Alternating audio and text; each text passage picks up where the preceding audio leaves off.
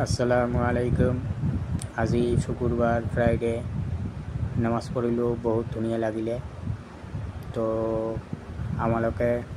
আপোনালোকে সহযোগিতা কৰিব।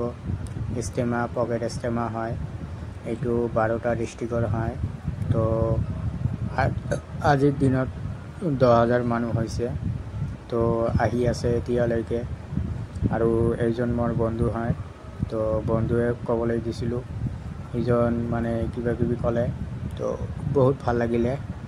ইজনক ক'লোঁ যে কোনটো তাৰিখত মানে ষ্টাৰ্ট হ'ব।